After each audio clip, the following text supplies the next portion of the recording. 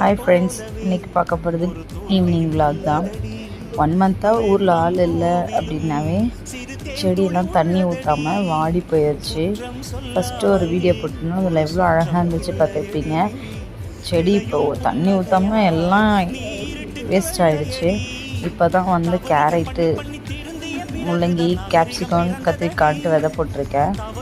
கீழே வந்து பார்த்தா ஹஸ்பண்ட் ஒரு பார்சல் வாங்கி வச்சுருந்தேன். என்னென்னு பார்த்தா ஹெட்ஃபோன் அவருக்கு வாங்கியிருந்தார்.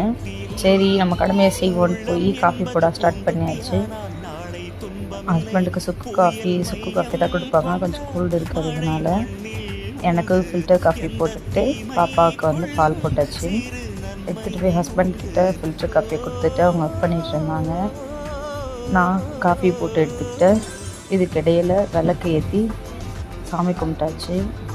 கியூட்டி பால் குடிச்சிட்ருக்கா படுத்துக்கிட்டு, சொல்ல பொண்ணு.